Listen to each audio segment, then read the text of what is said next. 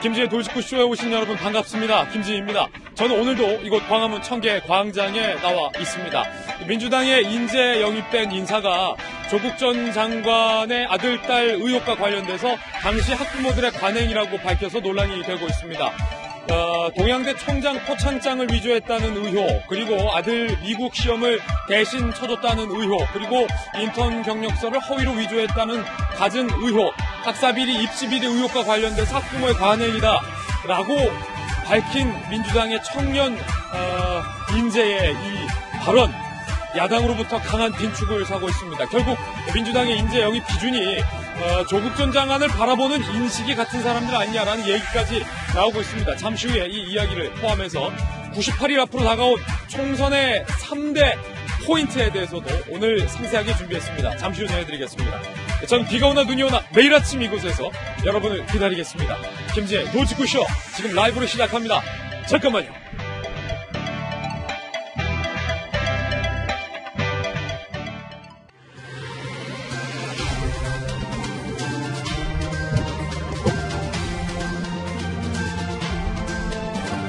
신문 읽어주는 남자입니다. 총장의 표창장을 위조했다라는 의혹, 그리고 아들의 미국 조지 워싱턴 대 시험을 부모가 대신 쳐줬다는 정황, 그리고 각종 인턴 경력서가 허위로 발급됐다라는 의혹들에 대해서 민주당으로 인재 영입된 인사가 이거 학부모의 관행이었다라고 밝혀서 논란이 되고 있습니다. 그러자 네티즌들은 내 주변의 학부모를 아무리 찾아봐도 표창장을 위조한 사람은 없다라고 반발을 하고 있는 분위기도 감지되고 있습니다. 잠시 후에 이 이야기 나눠보겠습니다. 민주당 내부에서도 상당히 곤혹스러운 분위기라고 합니다. 오늘 조간신문은 어떤 뉴스 보도하고 있을까요? 먼저 동아일보입니다. 어제 문재인 대통령이 신년사를 했습니다. 김정은 답방, 남북 함께 노력하자. 글쎄요, 평가가 엇갈리고 있는데 김정은이 다탄도미사일까지 공개하기 일보 직전인 상황인데 김정은의 답방을 대통령은 또 언급을 하신 겁니다. 이에 대해서 잠시 후 이야기 나눠보겠지만 북한이 메시지를 냈습니다. 대외 매체를 통해서 우리 대한민국의 북한을 향한 대북 정책 역겹다. 북한이 이런 메시지를 낸 겁니다. 잠시 후에 오늘의 핫플에서 문재인 대통령의 신년사에 대한 북한의 입장, 역겹다라는 표현까지 북한이 썼는데 잠시 후에 오늘의 핫플 첫 소식으로 비중 있게 다뤄보겠습니다. 다음 신문입니다. 이번엔 조선일보입니다. 추미애, 윤석열 역시 두 사람은 서로 다른 길을 걷고 있는 게 확인이 됐습니다. 두 가지 얘기가 나오고 있어요. 추미애 장관이 한때 잠깐 청와대가 준비한 검찰 인사안에 브레이크를 걸었다. 그러나 결국 추미애 장관이 청와대의 방안을 수용했다라는 얘기가 나오고 있고요. 결국은 법무부가 이 검찰의 인사안조차 윤석열 총장에게 알려주지도 않았고 전달해주지 않았다라는 얘기가 오늘 확인되고 있습니다. 청와대와 법무부, 추미애 장관이 윤석열 검찰총장을 검찰 인사와 관련돼서 패싱하고 있다라는 얘기가 나오고 있습니다. 오늘 법무부에서 검찰 인사 단행할 것이라는 얘기도 나오고 있습니다. 결국은 검찰 안팎에서 우려했던 윤석열 총장의 손발, 사실상 윤석열 수사팀을 해체시키려는 고강도의 인사안을 오늘 추미애 장관이 발표하는 것 아니냐라는 예상도 나오고 있습니다. 잠시 후에 두 사람의 상당히 어색했던 만남 저희들이 취재했습니다. 잠시 후 전해드리죠. 다음 신문입니다. 이번엔 중앙일보입니다. 중앙일보 기자가 월성 2345기 현장을 취재했습니다. 르포 기사 실렸습니다. 탈원전 기조에 월성 1호기는 현재 중지가 됐습니다. 그런데 문제는 월성 2345기도 올스톱될 위기라는 겁니다. 법대로라면 월성 2345기는 계속해서 전력을 생산하는데 문제가 없습니다. 그런데 문제는 원안위가 월성 2345기의 증축 허가를 아무런 명분 없이 계속 미루고 있다는 겁니다. 차일피일. 그렇기 때문에 사용한 이 연료봉, 핵 연료를 저장해둘 시설들이 2345기가 가득 차고 있다고 합니다.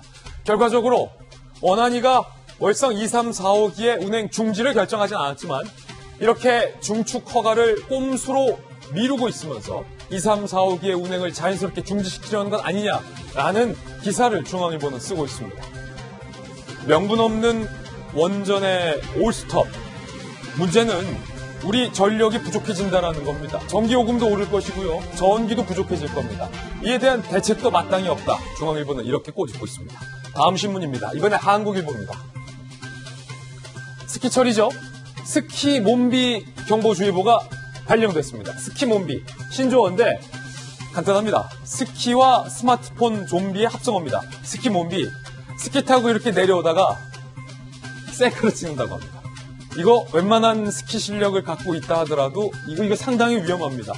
다른 사람이랑 부딪힐 수도 있고 넘어졌을 때 크게 부상당할 위험도 있는데 요즘 이런 스키 몸비족들이 많이 출몰하고 있다고 합니다. 스키와 스노우보드 타는 모습을 담으려고 앞에 안 보고 스마트폰 화면 보는 거 상당히 위험합니다. 주의하시기 바라겠습니다. 네, 이번엔 다음 신문입니다. 한국경제입니다. 경제지 한번 보시죠. 전운이 감돌자 빛난 금, 수익률 테마펀드 1위가 바로 골드, 금이라고 합니다. 이란과 미국 간의 군사적 긴장감이 맴돌고 있습니다. 그리고 조금 전 들어온 뉴스 속보에 따르면 이란이 미군이 주둔하고 있는 이라크 군 기지를 향해서 포탄을 10발 발사해서 9발이 명중했다라는 뉴스 속보도 지금 들어와 있습니다. 이미 이란과 미국이 군사적으로 충돌하고 있는 건데 금 값이 지금 치솟고 있다는 겁니다. 금값. 달러가 약세를 보이면서 믿을 건 금밖에 없다라는 겁니다. 급등하는 국제 금가격 보시면요. 1566달러까지 지금 치솟았습니다. 금값이 오른다는 건 그만큼 국제 정세가 불안하다라는 반증이기도 합니다. 우려스러운 대목이에요. 지금까지 신문 하나 더 남았군요. 경향신문입니다. 호주에서 발생한 역대급 산불, 국제사회의 위로의 손길이 호주로 쏟아지고 있습니다. 이 기사를 제가 빼먹을 뻔했습니다. 사진 한번 보실까요? 호주에는 캥거루, 코알라, 여러 야생동물들이 살고 있습니다. 불에 그을린 상처받은 야생동물의 휴식처를 손으로 만들어서 보낸 분도 계시고요. 여러 가지 야생동물들의 보호 장비들을 전 세계 도움의 손길들이 호주로 지금 몰리고 있습니다. 2달째 계속되는 대형 산불, 야생동물의 피해는 5억여 마리, 세계 곳곳에서 장갑, 이불 등의 기부가 이어지고 있다고 합니다. 호주 산불 일단은 빨리 잡아야겠고요. 피해 복구도 조속히 됐으면 좋겠습니다. 안타까운 일이에요. 지금까지 신문 읽어준 남자였습니다. 네, 오늘 아침 저와 함께 등판한 등판 선수 소개를 해드리겠습니다. 저희 수요일 돌직구의 특급 게스트 전담 변호사 이수희 변호사 모셨습니다. 그리고 민주당의 소신파 국회의원 할 말은 한다 조홍천 의원님, 그리고 돌직구쇼 원년 멤버이자 KBS 방송기자 출신의 안영환 전 의원님 나왔습니다. 눈에 보이는 모든 것을 의심하고 분석하는 한국이미지전략연구소 허은하 소장님과 돌직구쇼의 명품 시그니처 김병인 박사님 나왔습니다. 모두들 어서 오세요. 반갑습니다. 네, 오늘의 키워드 3가지 준비했습니다. 하나하나씩 소개해드리죠. 먼저 첫 번째 키워드는요. 패싱. 우려했던 윤석열 패싱이 현실로 드러나고 있습니다. 추미애 법무부 장관이 검찰의 인사안, 누구누구를 어떻게 인사할 건지 그 계획조차 어젯밤까지 윤석열 총장에게 일절 얘기해주지 않았다는 겁니다. 급기야 어제 두 사람이 만났는데도 얘기해주지 않았다는 겁니다. 검찰이 법무부에게 인사안 좀 알려달라고 하자 법무부가 우리 인사안 없다라는 황당한 답변까지 검찰에게 한 것으로 전해지고 있습니다. 잠시 후에 왜 윤석열 총장을 그렇게 패싱하려 하는지 그 이유에 대해서 직격 토크 돌직구 다 들어보겠습니다. 두 번째 키워드는요. 영입전쟁입니다. 오늘도 돌직구 총선 알림 뉴스 준비되어 있는데 민주당, 한국당, 정의당 영입전쟁 시작됐습니다. 그런데 영입 인사의 발언이 논란이에요. 세 번째 키워드는 커넥션. 검찰이 조국과 최강우 공직기강 비서관 두 사람의 깊은 커넥션을 입증할 만한 증거가 있다. 이렇게 자신 있는 발언을 했습니다. 두 사람이 어떤 사이길래 잠시 후에 이야기 나눠보겠습니다. 김재의 돌직구쇼 오늘도 정말로 중요한 뉴스들 많이 준비했습니다. 오늘의 탑 뉴스로 시작하겠습니다.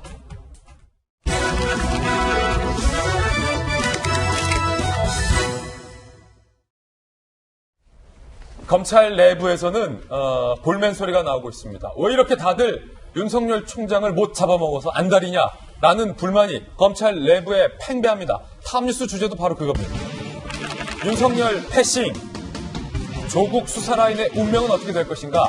청와대와 검찰이 마치 피할 수 없는 마지막 한판 승부를 벌이는 듯한 기세를 보이고 있습니다. 청와대는 추미애 법무부 장관을 임명하면서 오늘 법무부 인사위를 열어서 검찰을 향한 강도 높은 대규모 인사를 단행할 예정입니다. 그런데 문제는 검찰의 수장인, 검찰을 대표하는 검찰총장에게 어제 자정까지 법무부가 검찰 인사안에 대해서 단 한마디 알려주지 않았다는 겁니다.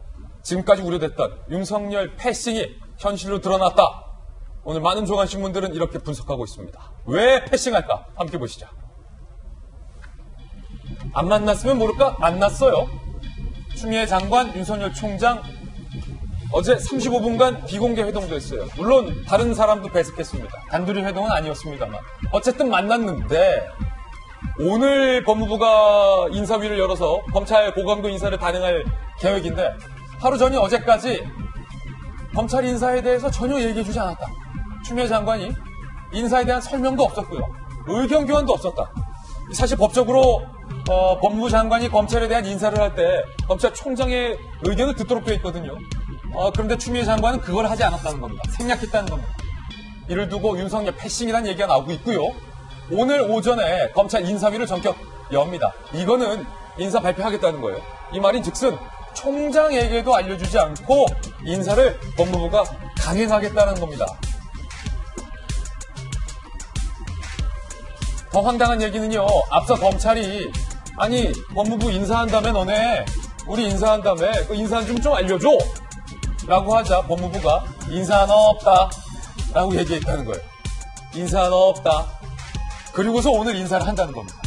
인사안이 있는데 검찰에게 인사를 알려주기 싫어서 인사안이 없다라고 얘기한 건 아니냐라는 분석이 오늘 조간신문에 나오고 있고요. 동아일보, 조선일보 등등이에요. 그런데 간밤에 입장을 급하게 법무부가 바꿔서 검찰에 이렇게 얘기해줬다는 겁니다. 인사안 들고 오늘 오전 대검에 가겠다. 그러니까 오늘 인사를 단행하는데 당일 오전에 인사안 들고 알려주겠다는 겁니다. 인사위가 당일에 검찰에게 인사안을 통보한 건 전례가 없다고 해요. 간부 인사 전 수차례 협의를 한다라는 관례마저 산산조각 깨졌다라는 겁니다. 검찰 내부에서는 굉장히 반발하고 있습니다. 인사안조차 알려주지 않는 게 과연 뭐냐라는 겁니다. 검찰 내부의 기류도 함께 살펴보실까요? 검찰 내부, 검찰총장의 의견을 듣는 최소한의 절차가 무너진 위법 인사다. 굉장히 검찰은 격앙된 반응이죠. 법조계 인사들은요. 애당초 추미애 장관이 윤석열의 의견을 듣겠다는 생각 자체가 없었던 것 같다. 한 법조인은요.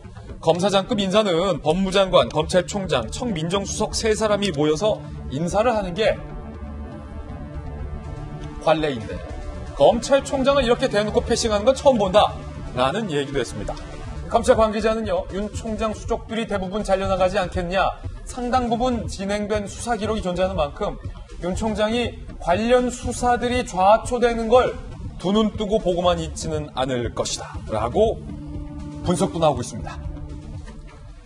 이례적인 상황이 벌어지고 있는 겁니다. 청와대와 검찰이 정면으로 서로를 향해서 충돌을 하는 데의 연장선상에서 추미애 법무부 장관이 검찰의 고강도 인사, 더욱이 윤석열 총장의 손발을 묶을 것이라는 우려가 나오고 있는데 총장을 패싱하는 사태가 벌어지고 있다는 건데 검찰에 오랫동안 몸을 담았던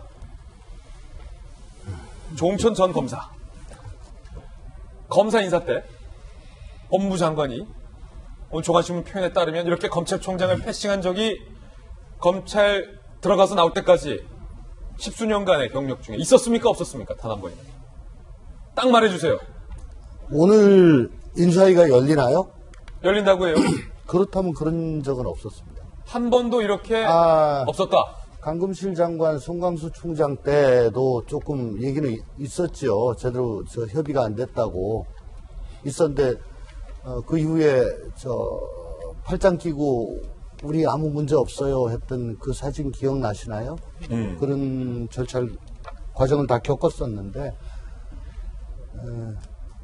물론 인사제청권자는 장관이고 인사권자는 대통령인데요. 법에 분명히 의견을 들어 제청하도록 그렇게 돼 있습니다. 의견 듣는다는 게 당신은 당신 얘기해라. 난 들었다.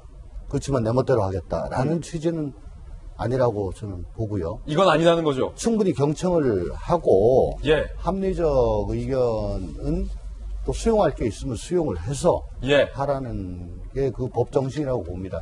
실제 제가 알기로는 검사장 인사는 그 대상자가 몇 명 되지 않기 때문에 네. 그 손바닥에 딱 올려놓고 하면 되거든요.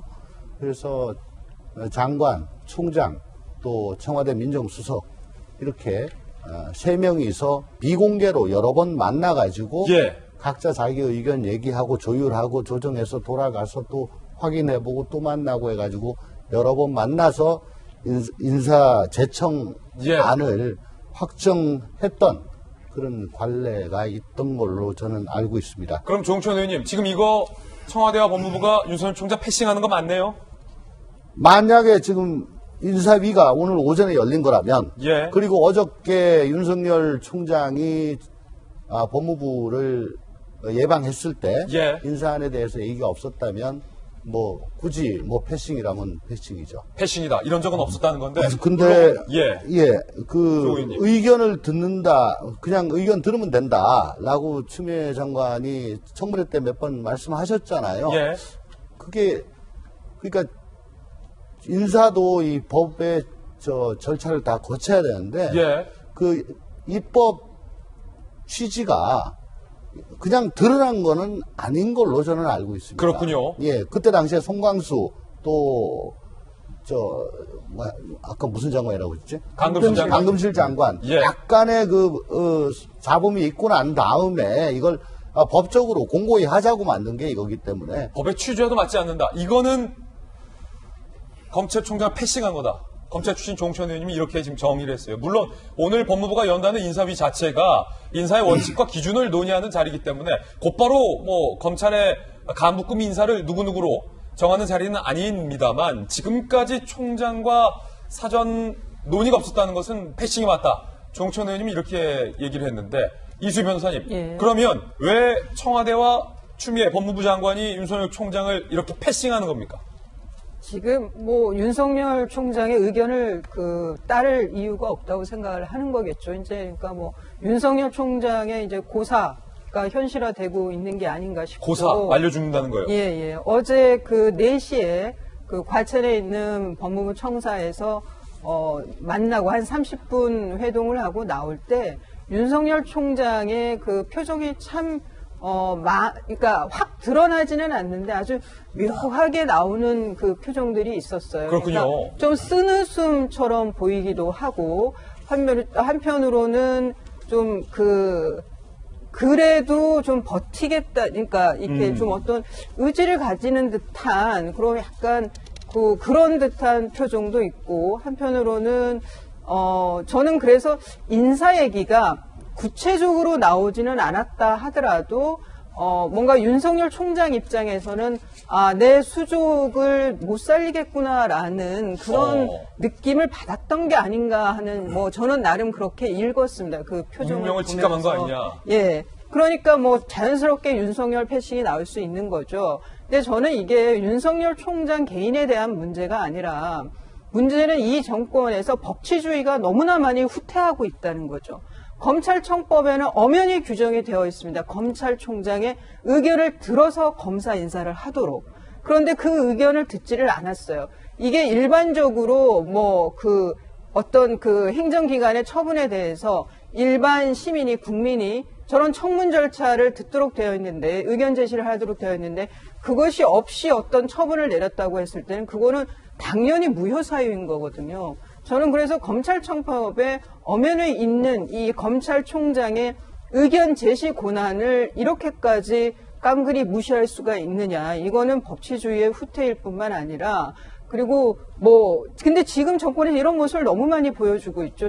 장관들이 임명할 때도 그렇고, 인사청문회가 왜 있는지 그걸 형용화시키고 있고, 자료 제출하라고 해도 무슨 개인정보보호법 타령을 하면서 아무것도 내놓지를 않고 있고, 헌법의 최대 원칙인 상권분립도 지켜지지가 않고, 저는 이게 그냥 윤석열 총장 개인에 대한 청와대와 추미애 장관의 길들이기 그런 거죠. 한 방을 보여주는 그런 거라기보다는 이 정권 자체가 지금 이런 식으로 모든 일들을 하고 있다는 거죠. 저는 그게 더 큰 문제라고 보입니다. 그런데 오늘 오전에 이제 그 검찰 인사위원회가 열리고 뭐 어떤 결과가 나올지는 모르지만 결과가 나오는 걸 보면은 어제 윤석열 총장의 그 표정이 쓴웃음이 쓴웃음과 그 뒤 차에 타기 직전에 보였던 그 희미한 미소가 뭐였는지를 좀 알 수 있을 것 같습니다. 윤석열 총장한테 인사안이 가지 않은 상태에서 인사위원회가 열리는 게 이례적인 거는 틀림없고요. 네. 그 외에도 관례와 조금 맞지 않는 것이 지금 큰 사건들을 검찰에서 하고 있지 않습니까? 그렇죠. 그런 사건 중간에는 수사팀은 바꾸지 않는 것 또한 관행이었습니다. 예를 들어 과거 안대희 중수부장이 대선자금 수사를 한참 할 때 인사가 있었는데 그때 지금 대선자금 수사 중이니까 이 사건은 끝내게 해야 된다라는 의견이 받아들여져서 그때는 인사 대상이 되지 않았고 끝나고 난 다음에 부산고검장으로 발령이 난 적이 있습니다. 또 하나의 관례는 이번 4.15 총선을 앞두고 100일 앞두고 그러니까 전국 단위의 선거를 앞두고는 큰 인사를 하지 않는 그런 또 관례가 있었습니다. 저는 뭐 관례만을 말씀드린 겁니다. 그 관례에도 맞지 않습니다. 이미 99일, 98일 정도니까 이 정도면은 그렇고요. 또 하나 더 말씀드리자면은 100%를 양보하더라도 대검의 부장들, 대검 검사장급들에 대해서는 거의 100% 검찰총장의 의견을 존중해 왔습니다. 왜냐하면 직접 총장이 매일 보면서 같이 일을 할 사람들이기 때문에 대검 간부들에 대해서는 존중을 해왔다. 과연 그게 지켜지느냐도 관건이겠습니다. 상황이 이렇다 보니 세간에서는 검찰이 윤석열 총장이 살아있는 권력, 즉 청와대를 향한 강도 높은 수사를 벌이자 청와대가 이를 무마시키기 위해서 윤석열 총장의 손말이 되는 수사팀을 사실상 해체하기 위해서 이렇게 패싱하는 것 아니냐라는 관측도 나오고 있는 대목입니다. 이번 청와대가 준비하고 추미애 장관이 실행할 이른바 강도 높은 검찰의 인사 어떤 성격일지가 이제 남은 관건일 텐데요. 대표적인 여권 인사인 유시민 이사장이 이렇게 또 마침 이야기를 해서 논란이 되고 있습니다. 윤석열은 힘으로 제압해야 된다. 씨름입니까? 힘으로 제압해야 된다. 이렇게 말한 겁니다. 들어보시죠. 윤석열 검찰총장의 검찰 조직은 힘으로 제압하지 않으면 제압이 불가능한, 통제가 불가능한 상황으로 보여요. 고발하면 또 검찰이 수사하겠죠. 예. 아니 근데 이게 근데 그렇게 되면 법무부 장관이 수사 지휘를 해야죠. 그런 건 못하게. 아니 원래 검찰총장이 인사권이 있는 게 아니에요. 이렇게 힘으로 제압하지 않으면 이 통제가 불가능한 상황이에요. 이미. 이거 거의 무정부 상태 같아요. 검찰을 보면. 그에 대해서 윤석열 총장이 따르지 않으면 그럼 사표내 그러는 거죠. 그러면은 명령에 대해서 불복종하는 게 되는 거네요. 그러면 사표받을 사유가 돼요. 아니 저는 제가 법무부 장관이면 그렇게 해요. 지금 보시면은 검찰총장을 힘으로 제압해야 되고 안 따르면 사표 내고 나가 뭐 이런 말까지 해요. 정말 반헌법적인 이야기고요. 난 제 양반 왜 저런지 모르겠어요. 솔직히 요즘 나가도 많이 나갔습니다. 내가 알고 있던 유시민 씨가 아니에요. 저 유시민 씨가 지금 아마 한 1, 2년 안에 자기 모든 불꽃을 다 태우고 어디로 갈지는 잘 모르겠습니다만은 과거 유시민과는 다른 모습입니다. 이건 아닙니다. 사실 대한민국의 검찰총장은 바로 이런 점 때문에 집권 세력의 압력 때문에 수사를 검찰이 제대로 못한 걸 막기 위해서 임기제를 뒀습니다. 2년의 임기가 보장되는 거예요. 그런데 그 2년의 임기를 보장받는 것을 힘으로 밀어내라는 거 아닙니까? 저야말로 탈법적이고 위법적인 사고입니다. 있을 수가 없는 사고를 그것도 사석에서 이야기할 수 있을지 몰라요. 그러나 유튜브라는 본인 말대로라면 언론이라고 그랬습니다. 저는 유튜브가 언론인지 잘 모르겠습니다만 그 언론이 저런 이야기를 뻔뻔히 할 수 있는지 전 도무지 이해가 되지 않습니다.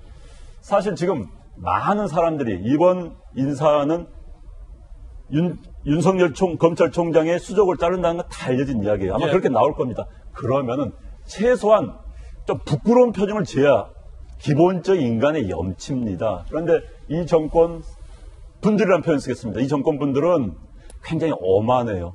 본인들의 목적을 달성하기 위해서는 수단, 절차, 과정을 완전히 무시합니다. 그래놓고도 그냥 밀어붙이는 거예요. 현재 야권에 대한 것이나 국민들에 대한 것이나 검찰에 대한 것 똑같습니다. 목표를 향하면은 보질 않습니다. 왼쪽 오른쪽 보지 않고 마치 양쪽을 가린 병마처럼 뛰어가는 게 이 정권의 모습을 적나라하게 보여주고 있는 겁니다. 방금 조홍천 의원님 말씀하신 것처럼 검찰에서는 저도 검찰 출입기자 했습니다. 예. 당연히 절차가 있고요. 예측 가능합니다. 기본적으로 검찰에 가면은 좀 우스갯소리입니다만 옛날에 서울지검에 유명한 검사가 한 명 있었어요. 예. 이 사람 딱 하면 인사하면 자기가 이제 머리를 굴려 인사를 다 만들어요. 예. 그럼 옆방에 있는 검사들이 와서 물어보면 나 어디 갈 것 같아? 대충 맞아요. 왜? 예측 가능하니까. 조직의 안정성은 예측 가능성에서 나오는 겁니다. 근데 지금 예측 불가능한 걸 100배 양보하더라도 전 정권이 자기들한테 칼을 들이대는 검사들을 잘라내기 위해서 인사를 한다? 말이 안 되는 것이죠. 말이 안 된다. 게다가 지금 안을 청와대의 1급 비서관들을 만들었다. 최강욱 공직기강 비서관, 그다음에 이광철인가요? 민정비서관이 이분들이 만들었다는 이야기가 나오고 있습니다. 이분들 검찰 출신도 아니에요. 민정수석은 감사원 출신이라 법조인 출신이 아닙니다. 2명의 변호사 출신이 검찰 인사를 자주지한다? 누굴 넣겠어요? 자기 마음에 잘 드는 사람 넣겠죠. 조직의 안정성보다는 특히 이 두 사람은 현재 검찰 수사를 받고 있는 피의자 신분입니다. 공범자예요. 조국 사건의 공범자라고 최강욱 씨는 이미 올라와 있습니다. 그런 사람이 인사를 만든다? 뻔하지 않습니까? 나를 수사한 사람들한테 대한 적개심이 있을 수밖에 없겠죠. 그런 인사를 가지고 와서 검찰총장을 배제하고 인사를 한다? 이건 대한민국 헌정사상 처음 있는 일입니다. 있을 수가 없는 일이 지금 대한민국 서울에서 벌어지고 있는 겁니다. 예. 네. 저도 좀 어이가 없는 것 같아요. 우리가 법으로 안 되면 힘을 써야 된다 할 때 조폭을 떠오르잖아요. 근데 유시민 뭐라고 얘기해야 됩니까? 이분은 유시민 이사장. 작가라고 해야 될 것 같아요. 유시민 작가가 얘기했어요. 나는 정치를 내려놓고 지식 유통업자가 됐다라고 했는데 지금 또 직업을 바꿨나라는 생각이 듭니다. 아까 이수희 변호사도 얘기했지만 법치주의에 살고 있습니다. 저는 그리고 우리 대한민국 국민은 다 그렇게 생각합니다. 검찰도 못 믿고 법도 못 믿으면 도대체 이 나라에서 뭘 믿고 살라고 그렇게 말씀하시는 건지 믿고 싶고요. 또 다시 한번 떠올라요. 기존의 동양대 총장한테 내가 시나리오 써주겠다라고 말씀하셨던 거나 아니면 검찰을 못 믿어서 정경심 교수가 하드디스크 복사한 거다라고 하는 말도 안 되는 시나리오를 가지고 우리 국민들의 마음을 얼마나 흔들어 놨습니까? 근데 지금 또 힘으로 밀어붙여야 된다라고 하는 정말 말도 안 되는 노무현 이사장 그렇게 말씀하시지 않는 게 그게 도와주는 것 같다라는 생각이 들고요.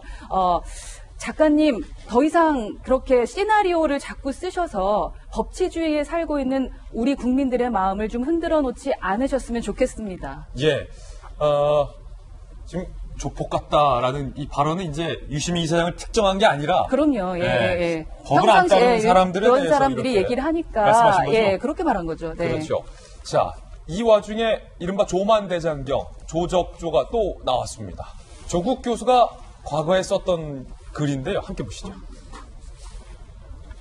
얼마나 많으면 세간에서 8만 대장경 같다. 조만 대장경이라는 말을 만들어냈겠을까 싶어요. 조국 교수가 과거 이렇게 썼어요. 이른바 박근혜 정부 때 최동우 검찰총장이 윤석열 검사를 당시 탄압하는 듯한 국면을 조국 당시 교수가 비판한 겁니다. 윤석열 찍어내기로 청와대와 법무부 장관의 의중은 명백히 드러났다. 국정원 선거 개입 수사를 제대로 하는 검사는 어떻게든 자른다는 것. 무엇을 겁내는지 세상 알겠구나. 요거를 바꿔보면요. 추미애, 윤석열 찍어내기로 청와대와 법무부 장관의 의중은 명백히 드러났다. 청와대 선거 개입 수사를 제대로 하는 검사는 어떻게든 자른다는 것. 무엇을 겁내는지 세상 알겠구나. 이렇게 지금 되거든요. 김병민 박사님. 네, 조만대장경이라고 불릴 정도로 조국 전 장관이 했던 메시지가 그대로 다시 돌아오게 되는데요. 사실 우리가 윤석열 총장 하면은 지난번에도 늘 말씀드린 적이 있지만 국정원 댓글 사건을 수사하다 좌천된 검사로 유명하지 않습니까? 그랬던 윤석열은 지켜줘야 된다라고 가장 목소리를 높였던 게 현 정권의 수많은 인사들입니다. 지금 우리가 보고 있는 트위터에 조국 전 장관이 교수 시절에도 마찬가지 얘기를 쏟아낸 적이 있고요. 지금 윤석열 검찰총장이 이끌고 있는 수사팀은 어찌 됐든지 간에 명백하게 살아있는 권력을 향한 수사에 온 힘을 다 쏟고 있는 상황이고요. 제가 이걸 뒤집어서 한번 얘기 드리면 이렇게 많은 의혹들이 불거졌는데 윤석열 총장이 그러한 수사를 야 우리 적당히 하자. 살아있는 권력에 대해서 그렇게 가자면 되겠어? 라고 덮기 시작하면 무슨 일이 일어나겠습니까? 아마 야권을 중심으로 특검을 가자고 하는 주장이 물밀듯이 쏟아지게 될 것이고 문재인 정부의 검찰 조직에 대해서 이러한 것들을 정치적으로 말 그대로 살아있는 권력에 대해서 수사하지 못하도록 하는 검찰을 개혁해야 된다라고 하는 그런 분위기가 물밀듯이 일어날 겁니다. 한간에서는 그런 얘기들을 하기도 하더라고요. 결국은 윤석열 검찰총장을 임명한 게 문재인 정부니까 윤석열 검찰총장이 강단 있게 수사하고 있는 모습을 보건대 문재인 대통령 인사 중에 윤석열 총장 인사만큼은 잘한 것 아니냐라고 하는 얘기가 나올 수도 있는데요. 이런 방식으로 가게 되면 모든 명분과 실제 가져갈 수 있는 실익을 다 잃어버리는 게 아닐까라는 생각이 들기도 합니다.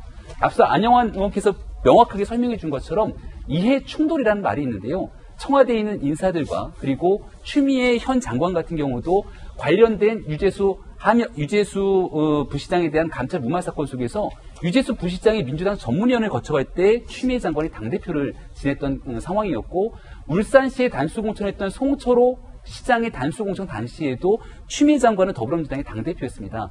이런 일련의 과정 속에서 서로가 이해충돌이 걸릴 수 있는 상황이라면 훨씬 더 검찰 조직의 인사에 살금살금 살얼음판을 걷듯이 조심해야 되는데, 그런 측면에서 아주 만약 직권남용에 이를 정도의 의혹을 가질 정도로 인사를 남용하기 시작한다면 그 끝이 어떻게 될지는 앞서 조국 전 장관이 썼던 글을 다시 한번 꼼꼼하게 읽어보시기를 권해드립니다. 예, 조 전 장관의 조금 전 글 다시 한번 보실까요?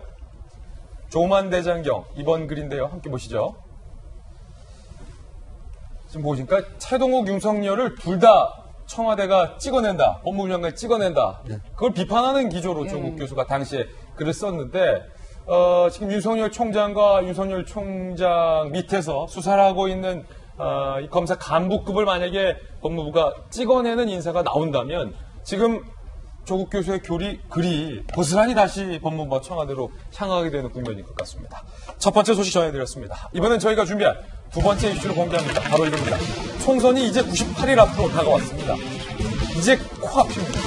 많이 과장해서 말하면 엎어지면 코 닿을 거리가 총선 앞으로 다가왔습니다. 그런데 시간은 얼마 남지 않았는데 총선 시계는 똑딱똑딱 가고 있는데 총선판의 변수는 아직 너무나도 많습니다. 예측할 수 없는 총선판. 저희 돌직구쇼와 함께라면 여러분들께서 그 그림은 어느 정도 그려볼 수 있을 것 같습니다. 그래서 출력물로 준비했습니다. 오늘도 돌아온 돌직구 총선 알림 3대 뉴스 함께 보시죠. 알림 소리 들으셨죠? 네. 여러분이 알림은 안 해놓으셔도 저희가 그냥 알려드립니다. 첫 번째 알림. 민주당에서 굉장히 순조로운 인재 영입을 하고 있었고 호응도 좋았는데 5번째 인재 영입자의 조국 부둔 발언에서 뭔가 턱 걸린 느낌입니다. 일각에서는 인재 영입 검증 기준이 조국 장관과 인식을 같이 하는 거냐 아니냐라는 말이 나올 정도입니다. 5번째 인재 영입된 소방관 오영환 씨의 발언이 논란입니다. 직접 들어보시죠.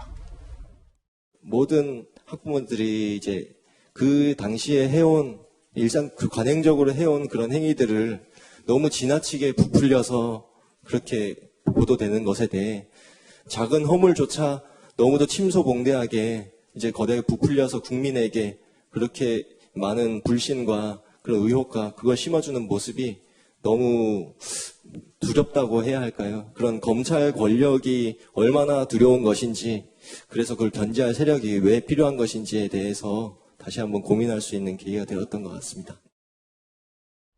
소방관 오영환 씨 88년생, 그러니까 만 30살의 젊은 청년인데 조국 전 장관의 각종 입시비리, 학사비리 의혹에 대해서 당시 학부모들의 관행적 행위다 라고 얘기를 해서 지금 이게 논란이 되고 있는 겁니다. 총장 표창장을 위조했다는 혐의, 아들의 미국 대학 시험을 대신 쳐줬다는 정황, 게다가 각종 인턴 경력서를 허위로 발급했다라는 의혹들과 관련돼서 학부모들의 관행이다라고 이 청년은 지금 얘기를 하고 있는 건데요.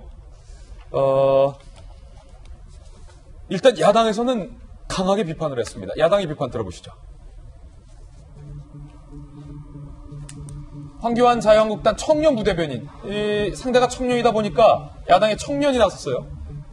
자신과 생각이 다르면 불공정하고 자신들만 정의라고 착각 빠져 있는 모습이 민주당과 판박이다 라고 얘기했고요. 민경우 의원은요, 엑스맨이 너무 일찍 자신의 정체를 밝히셨네, 땡큐 라고 했고요. 바른미래당의 김정하 대변인도요, 민주당식 인재영이 볼수록 가관, 무슨 헛소리냐. 도덕 불감증 정당에 어울리는 탁월한 인재다라고 비꼬았습니다.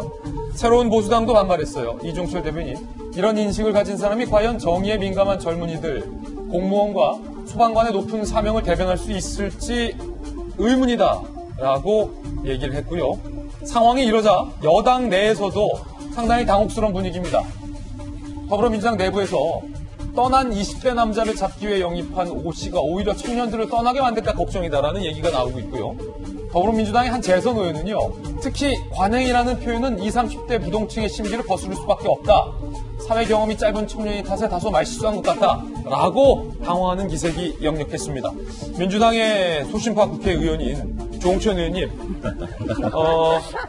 상당히 곤란한 질문만 이렇게 좀 공교롭게 가는 것 같아서 죄송스럽긴 합니다만. 하지 마세요. 묻지 말라고요? 아니, 그래도 묻는 게 기자의 역할이니까 물 수밖에 없습니다. 오영환 씨의 방금 이 발언, 학부모들의 관행이다. 조 의원님도 동의하십니까? 30대 초반의 젊은이가 그 학부모들의 관행을 알 수가 있었을까 하는 어떻게 생각이 알겠냐? 듭니다. 적어도 40대 후반이나 50대는 돼야지 주위에 그 입시로 골머리 싸매고 있는 그 뭐 옆집 엄마 뭐 또 이웃집 아저씨 얘기를 들을 건데 30대 초반에는 어디 유치원이 좋대, 어린이집 어디가 좋아, 뭐 그런 거를 신경 쓰겠죠. 예. 그러니까 저 관행이란 것이 자기가 직접 경험했거나 들었던 그런 관행이 아니고 어디서 전해 들었던 얘기일 겁니다. 직접 경험을 못한 거니까요. 예. 그러니까 그 전해 들었던 그 소스가 한쪽으로 조금 편향된 것 아닌가 하는 점에 대해 가지고 실망을 하고 비판을 하는 거고요. 예. 전 그렇게 생각합니다. 저도 뭐 영입 인사지만은 입당 선언할 때 저는 당시 민주당은 정권엔 관심도 없고 당권에만 매몰돼 가지고 집안 싸움만 하는 아주 찌질한 존재들이어서 관심도 안 가졌다. 아예 그렇게 말했었잖아요. 라는 얘기를 했었어요. 예, 민주당이 근데 들어가면서. 이제 최근에 생살 자르면서 팔다리 자르면서 하는 모습 보고 진정성을 느껴가지고 그래 한번 해보자라고 들어왔다 그렇게 얘기를 하는 기억이 나는데, 그러니까 들어오자마자 당파성이나 진영 논리에 너무 매몰되는 거는 결코 좋은 게 아닙니다. 오히려 평상시대로 그 사고하고 얘기하고 또 자기의 전문성을 많고 과시하고 특히 상식과 양심에 따르는 그런 모습들이 신선해 보일 거다, 그런 말씀을 드립니다. 글쎄 무슨 뭐 여당에서는 말 실수한 거라고 이야기하는데, 지금 이제 말하는 게 검찰, 권력, 견제 이런 표현은 사실 20대, 30살 전후의 그런 젊은이 쓰는 표현이 아니에요. 저는 아마도 민주당에서 써준 그걸 예상 질문이 분명히 했겠죠. 젊은 청년 영입 인사라고 한다면 조국 관련 이야기가 나올 것이다. 그럼 이렇게 답변해라. 아마 그런 교육을 받은 것 같습니다. 그런 거 없어요. 없습니까? 없어요. 그럼 그나마 다행입니다만, 그러면은 저런 사고를 가진 사람이 청년을 대변할 수 있는가? 아니, 부모가 대리시험을 쳐주고 부모가 위조하고, 나는 대한민국에 이런 부모는 봤어요. 인턴 자를 구하기 위해서 본인이 나선 건 봤습니다. 그런데 인턴을 안 갔는데 하루 했는데 한 달짜리라고 위조한 부모는 난 본 적이 없어요. 그건 관행 전혀 아닙니다. 그걸 관행으로 한다는 것 자체는 글쎄 뭐 본인 이야기는 하고 싶지 않습니다만 정말 잘못 알고 있는 저런 사고의 사람이 만약 정치권에 들어온다? 세상 잘못되는 겁니다. 사실 저는 영입이사라는 게요. 전 뭐 오영환 씨를 잘 모릅니다만 아마도 TV에 좀 나오고 하니까는 좀 알려지기 때문에 소방관 가운데서 또 외모도 그렇고 하니까 이제 영입한 것 같습니다. 그런데 영입은요, 국회의원을 만약에 비례대표인지 선거에 내보내려고 한다면 기준은 그 자리, 선출직 공무원이면 그 선출 공무원의 직을 감당하면서 능력이 기본입니다. 능력이 가장 기본이에요. 그 다음에 이제 당에 어떠한 바람을 불러일으켜 줄 것인가. 사실 대한민국의 공천 역사에서 가장 잘된 영입 인사들을 했던 인사가 96년 그 당시 신한국당 인사였습니다. 그때 지금의 이재호, 김문수 같은 아주 좌성향의 정치인들을 때리고 왔습니다. 그래서 보수화됐던 한국당의 모습을 약간 자클리시키는 그 큰 역할을 했고 바람을 불러일으켰죠. 그때 영입됐던 인사들이 홍준표, 김무성, 안상수 다 당대표 했던 거물들을 될 수 있는 싹이 있는 사람들 끌어왔습니다. 민주당도 마찬가지예요. 근데 그 당시에 정동현, 청정배 같은 그 당시엔 젊은 신진 인사들 끌어왔습니다. 그래가지고 바람이 일으켰고요. 그래서 당에서는 새로운 바람을 일으키고 당이 한쪽으로 쏠면 막는 그런 역할을 하는 게 최고 영입 인사예요. 최근에 저는 민주당이 가장 잘한 영입 인사가 조홍천 의원이라고 생각합니다. 조홍천 의원 같은 경우가 들어가가지고 지금 민주당의 왼쪽 가는 것을 견제를 하지 않습니까? 정말 자신이 불이익을 받을 각오를 하면서까지 당이 잘못되고 가는 방향을 잡으려는 이런 인사들을 영입해서 정말 제대로 간 당을 만드는 게 정상적인 거예요. 저는 조홍천 의원님 존경합니다. 어려운 이야기예요. 사실 이 프로그램 나와가지고 이런 이야기 한다는 게 쉽지 않습니다. 아마 이런 이야기 하고 나면 맞아요. 또 이제 댓글만 이른바 뭐 문파들이니 이런 분들이 공개할 겁니다. 그건 아니에요. 정치인이라면은 대한민국의 국회의원이라면 대한민국의 5천만의 대표입니다.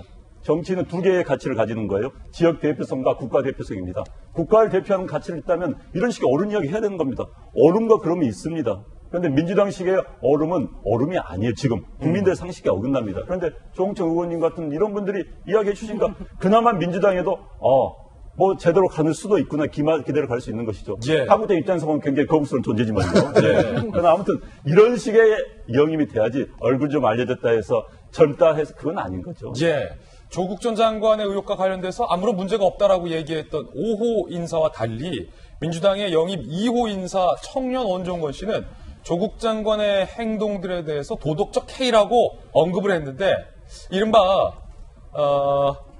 친문 지지자들 사이에서 한국당에 가라면 비난의 메시지가 쏟아지고 있다고 합니다. 2호 인사 원종건 씨는 이렇게 한국일보와 인터뷰했어요. 조 전 장관의 도덕적 해이와 관련해서 잘못된 부분이 있다. 그러나 검찰에도 문제가 있다. 나름 민주당에 인재 영입된 청년으로서 조국 장관 사태에 대해서 침묵하거나 두둔하지 않고 내가 민주당 영입 인사지만 도덕적으로 잘못됐다 라고 소신 발언을 한 거예요. 5호 오용환 씨와 다르게. 그러자 이른바 친문 지지자들 사이에서 비난의 본물이 쏟아지고 있다는 거예요. 영입 인사 수준이 왜 이 모양이냐. 뭘 안다고 조국님을 욕하냐. 근태섭이랑 같이 나가라. 그래서 국무회의는 왜 나와요. 양비론 펴실 거면 한국당으로 가라. 비례 상위 순번을 절대 주지 마라. 조금 말고 박용진 닮아서 더 기분 나쁘다. 아 그래요? 예. 그런 비난의 메시지가 쏟아지고 있다는 겁니다. 허나 소장님. 네. 이건 아니죠. 이 원종건 씨 청년이 사실은 용기 내서 한 얘기거든요. 그렇죠. 민주당 인재 영입되면서 내가 민주당 후보지만 조국은 아니다. 그럼요. 예. 하지만 뭐 검찰에도 문제가 있다. 소신 발언한 거를 갖고 당을 떠나라. 이거는 아니죠. 그렇죠. 우리가 젊은 청년을 영입하는 이유는 뭐예요? 용기 있는 발언을 해라. 세상을 바꿔봐라. 이런 의미에서 영입을 하는 거잖아요. 우리가 젊은이들에게 배워야 되는 게 있는데 요즘에 유행하는 게 실존주의입니다. 싫은 거를 존중해주는 사람들이 필요하다라는 거거든요. 그러니까 민주당에서도 이제는 조국 수호만 하는 사람들을 받아들인다면 앞으로는 정말 희망 없습니다. 진짜 꼰대입니다. 이렇게 자신의 소신을 얘기하고 잘못된 건 잘못됐다고 얘기하는 사람을 칭찬해주는 당이 진정으로 바라는 그러한 당이 아닐까 싶고요. 저는 2호나 5호나 자신의 의견을 말한 것에 대해서는 우선은 존중해주고 다만 옳고 그름은 좀 판단할 수 있는 기본 자료를 주고 나서 그 젊은이들이 판단할 수 있도록 해주는 것은 어른들이 좀 해주셔야 되는 부분 아닌가 하는 생각도 듭니다. 예, 총선 알림 뉴스 함께하고 있습니다. 이번에 두 번째 알림 뉴스입니다. 함께 보시죠. 트럼프의 영웅이 한국당으로 한국당의 인재 영입은 민주당보다 솔직하게 말하면 주목받지 못하고 있습니다. 어제 한국당도 인재 영입 인사를 할 예정이라는 소식이 알려졌는데 그 인선이 오늘 드러났습니다. 일단은 도널드 트럼프 대통령이 2018년 1월 연설할 때 그 모습 함께 보시죠. We are joined by one more witness to the ominous nature of this regime. Your great sacrifice is an inspiration to us all. Please, thank you.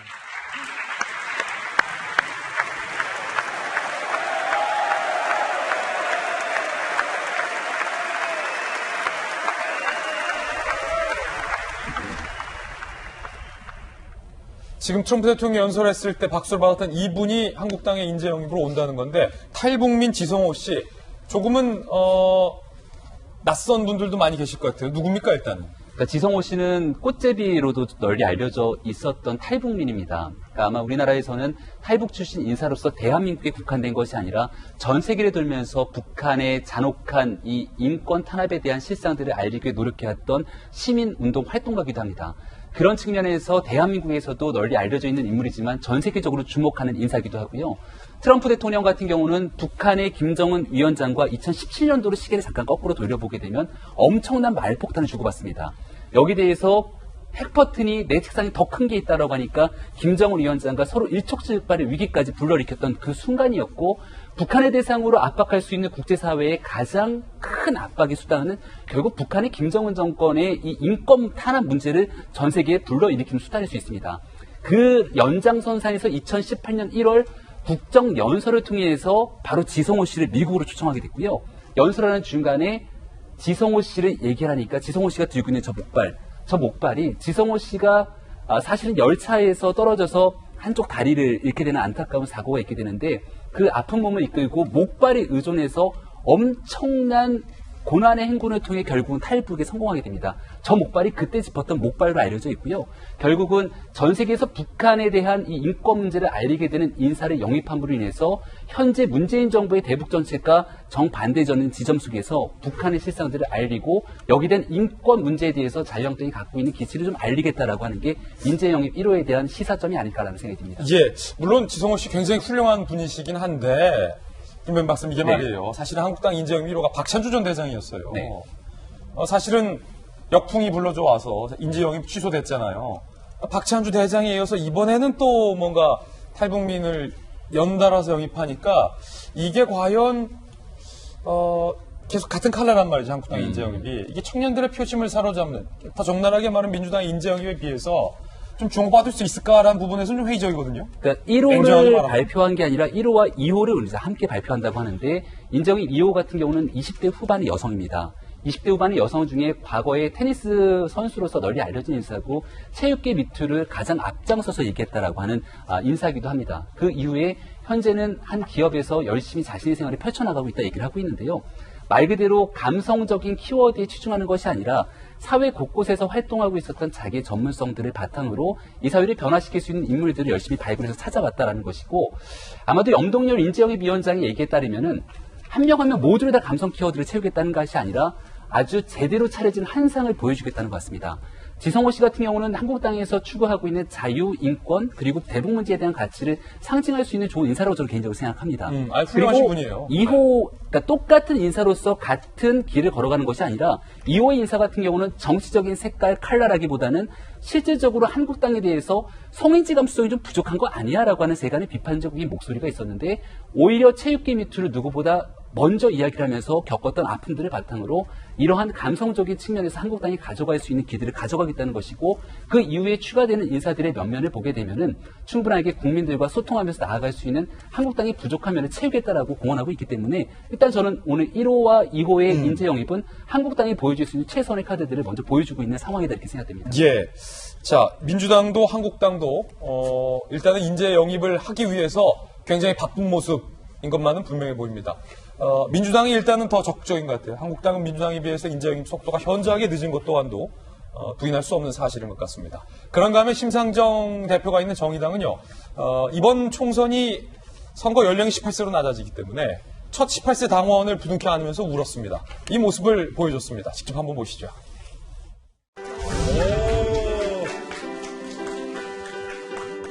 여러분들을 환영하는 마음이 너무 기쁘고 감격스럽습니다. 계속 이렇게 벅차오르 올라서 제가 막 눈물이 납니다.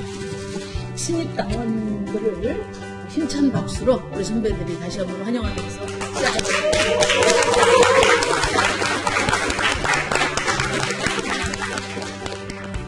만 18세의 정치 진입은 시대의 교체를 알리는 신호탄이자 특히 이번 총선의 승패를 가를 캐스팅 보트가 될 것입니다. 정의당의 공식 입당하는 오늘부터 우리는 더더 폭넓은 청소년 선정권을 쟁취하기 위해 앞장설 것입니다. 네, 총선 알림 함께하고 있습니다. 이번엔 세 번째 총선 알림입니다. 친박 눈치 주기에 황교안의 구상 덜커덩이라는 기사가 오늘 조간신문에 많이 보도되고 있는데요. 애초 황교안 대표가 유승민 대표가 제시한 보수 통합 새 원칙을 수락할 것을 선언할 것이란 예측이 나왔는데요. 당내 친박의 반발로 인해서 이 선언이 무산됐다는 얘기가 오늘 심심치 않게 나오고 있습니다. 일단 이에 대해서 반발하는 새보수당 하태경 의원의 목소리와 또 황교안 대표의 목소리 연이어서 들어보시죠. 개혁이 가장 선행돼야 된다. 개혁이 가장 중요하다. 이 정도 얘기를 했습니다. 3대 원칙 부분은 그거는 뭐 황교안 대표께서 하셔야 될 말씀 같습니다. 개혁 이야기하면서 3대 원칙 분명히 하셔야 된다는 요청은 당연히 했죠. 누가 기자회견을 한다고 그랬습니까? 한다고 한 일이 없어요. 여러분들이 이걸 논란이 생기지 않도록 정리를 해주셔야지. 네, 당내에서 어떤 일이 있었을까요? 함께 보시죠. 친박계 의원들 유승민 3억씩 받겠다는 황교안 대표에 대해서 그런 식으로 할 거면 나 탈당한다. 우리가 큰 집인데 저쪽 요구 다 들어줄 필요 있냐. 신당 아닌 한국당으로 들어오는 게 맞다. 라고 반발했다는 거예요. 특히 김진태 의원이 황교안 대표에게 유승민 의원에게 안방 다 내줬다간 광장에 나온 사람들이 다 짐 싸서 돌아갈 것이다. 라고 반발을 했고 황 대표가 이 친박의 반발들에 한 발 밀렸다는 얘기가 나와요. 그렇게까지 모두 양보하는 건 아니다. 결국 유승민 3원칙 받겠다는 말은 다음에 하기로 미뤄졌다는 건데 이수희 변호사님, 이 보면요. 뭔가 황교안 대표와 이른바 유승민 의원 간의 보수 통합의 물꼬가 물밑에서 계속 잘 가다가 한국당 당내에서 뭔가 덜컥덜컥 지금 이분이 몇 번째라는 거죠? 그러니까 이제 황교안 대표가 그 입지가 그만큼 탄탄하지 않다는 거죠. 뭐 확실한 입지를 다지고 있으면 당내 일부 TK 의원들의 그런 반발에 대해서 TK 의원만 있는 건 아니지만 친박계 의원들의 반발에 대해서 뭐 설득을 해 가면서 또 일부는 좀 눌러가면서 통합으로 뭐 하나하나 좀 진행을 할 텐데 그러지 못한다는 거는 우선은 이제 입지의 문제도 있고 또 하나는 본인이 갖고 있는 정치력의 한계일 수도 있는 거고요. 그리고 또 하나는 이제 외부에서 보는 황교안 대표 체제에 대한 불신도 또 있는 거죠.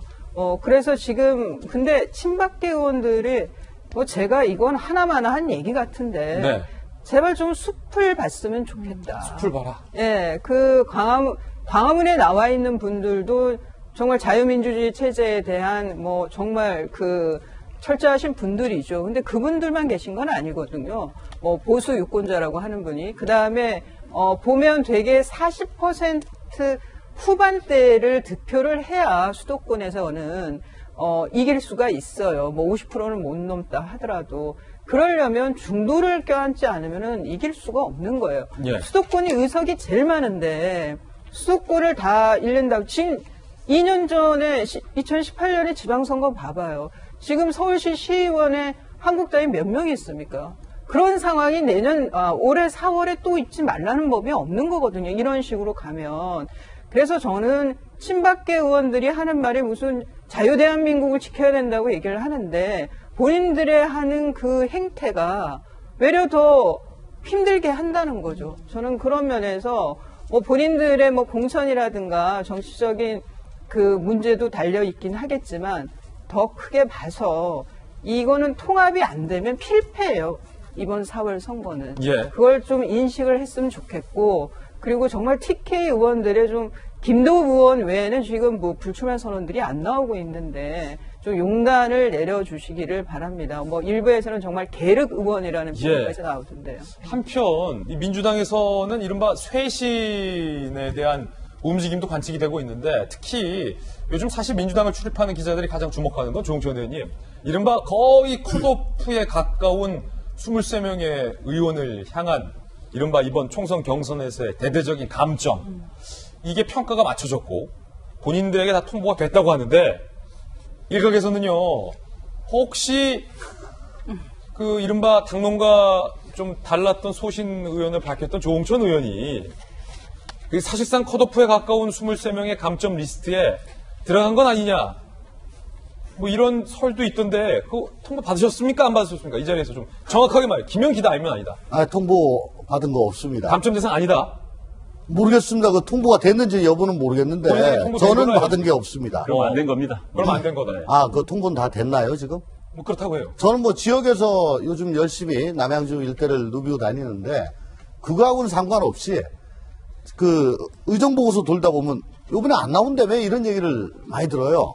그럼 무슨 얘기예요? 잘린 다음에 뭐 이런 얘기. 그러니까 당에 찍혀가지고 뭐 이번에 공천 못 받고 그래서 아예 안 나온다며. 근데 지금 열심히 돌리고 있고 아마 특정 후보 쪽에서 그런 얘기를 하는 것 같은데 저 틀림없이 나갑니다. 예, 어쨌든 그 23명 리스트에 없다. 없어요, 저는. 예. 궁금해서 한번 여쭤봤습니다. 이번에 저희가 준비한 세 번째 뉴스를 소개합니다. 바로 이겁니다. 조국 민정수석실의 커넥션이라는 제목을 달아봤습니다. 최강욱 비서관과 검찰 사이의 힘겨루기, 실랑이가 상당히 드셉니다. 검찰이 반격했어요. 함께 보시죠. 커넥션에 물증이 있다. 검찰의 반격. 일단은 그제 최강욱 청와대 공직기관 비서관은 조국 아들 인턴 확인서 실제로 활동에 따라서 내가 작성해준 거 발급해준 거다. 그 내가 인턴도 안 했는데 허위로 발급해준 거 아니다. 라고 검찰을 향해서 강하게 부인을 했습니다. 그러면서 검찰이 내가 출석에 응하지 않을 때 조국 공소장에 실명을 적시해서 공개할 거다라고 협박을 해왔다라고 최강욱 비서관이 주장을 했어요. 자, 그러자 검찰이 반박했습니다. 완전한 거짓말이다.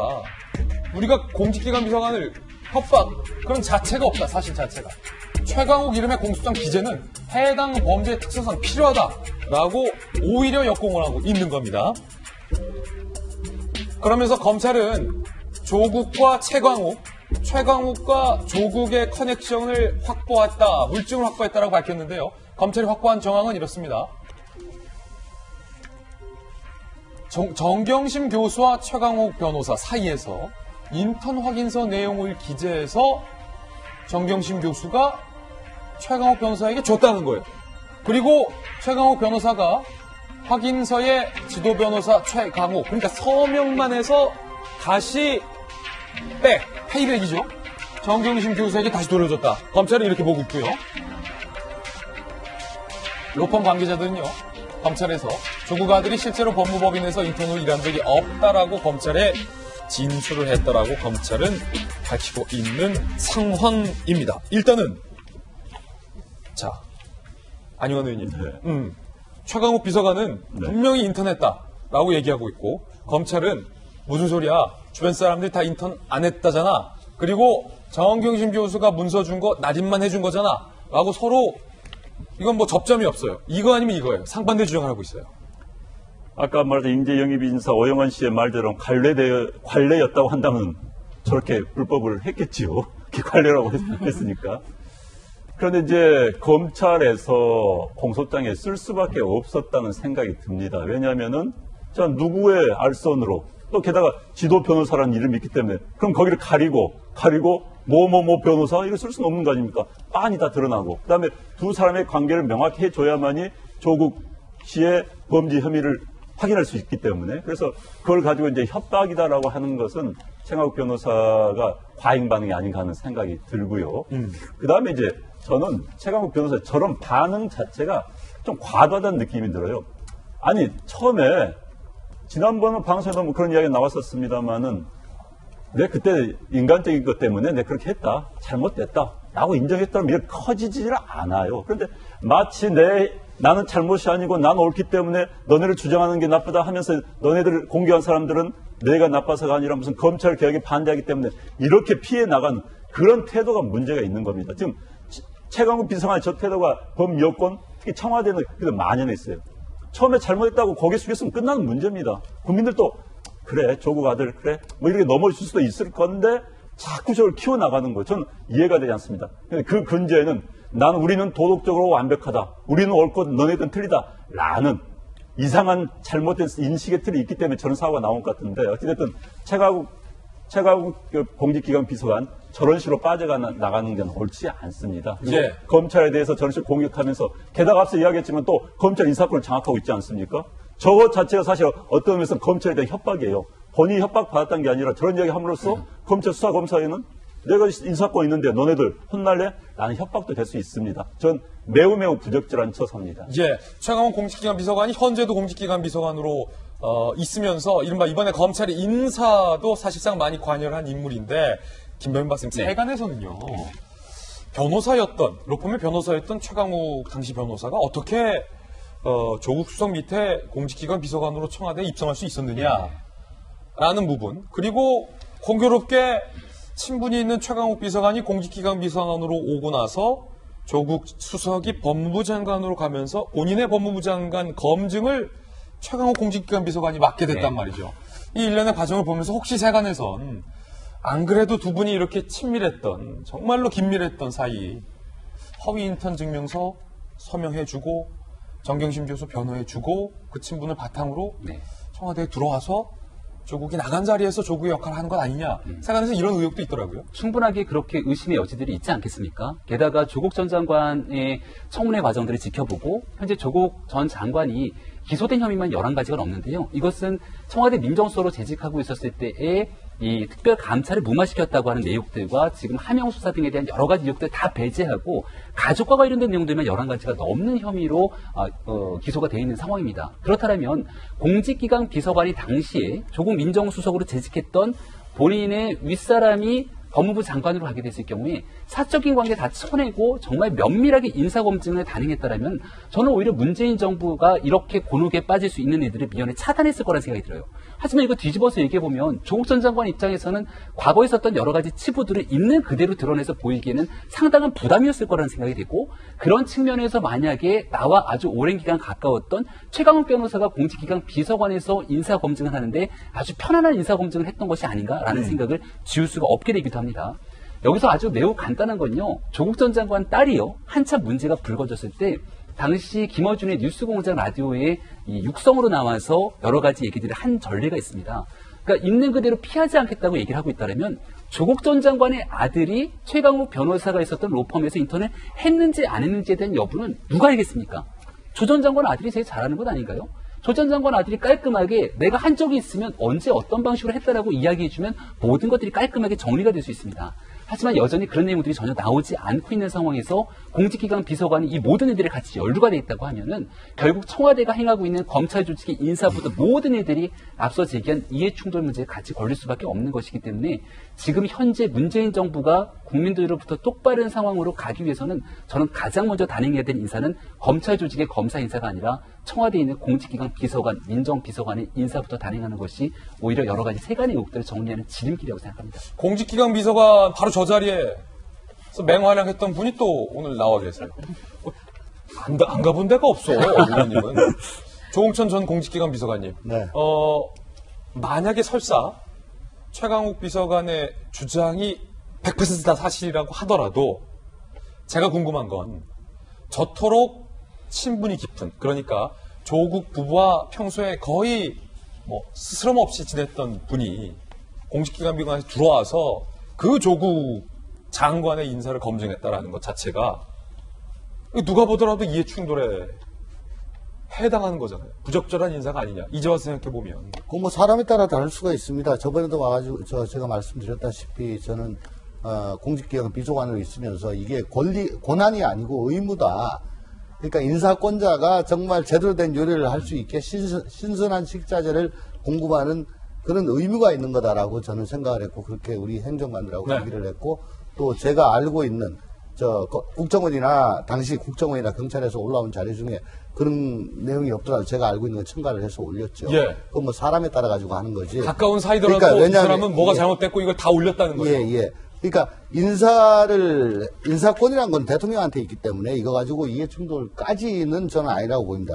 그거 말고요. 지금 계속 말이 많은데, 이렇게 말씀드릴게요. 문서죄의 구성 요건 중에 제일 중요한 거는 작성명입니다. 작성명? 예, 작성명이. 명의. 누구 명이냐. 그거에 따라서 사무소 같은 거 위조가 되고 안 되고 할 수가 있는 거고요. 그러니까 작성 명의를 빼놓고는 공소장을 쓸 수가 없어요. 그렇군요. 그러니까 최강욱 비서관이 의 문서라면 그 작성 명의는 반드시 들어가야 됩니다. 그리고 실제 일을 했다 안 했다 이거 가지고 또 자꾸 얘기하는 것보다 제가 알고 있기로는 로펌에서 인턴일지라도 저 일정 기간 일을 하게 되면은 교통비라든가 식대라든가 정말 실비 정도는 지급하는 걸로 알고 있습니다. 예. 그러니까 지출 결의서 같은 게 있을 거예요. 그거 보면 된다. 그거 보면 되고요. 그 다음에 또 인턴 활동 보고서라든가 그런 게 있을 수가 있고 하니까 그 물증이 있을 거니까 이거 가지고 더 이렇게 끌 필요는 없다고 저는 생각합니다. 예, 그러면 그 물증을 갖고 있는 사람이 이수희 변호사님 최강욱 공직기관 비서관 측일 거잖아요. 그러니까 검찰을 향해서 자꾸 협박을 했다는 둥 안 했다는 둥 안 그래도 국민들 사실은 속 시끄러운데 그런 말씀보다는 만약에 본인의 주장이 사실이라면 어떻게 일을 했는지 업무 일지 로펌에 보관돼 있어서 그 업무에 관련된 이른바 임금이 지불됐다면 그 업무 임금 지불 내역서 이런 것들을 조용히 공개하는 편이 더 낫지 않습니까?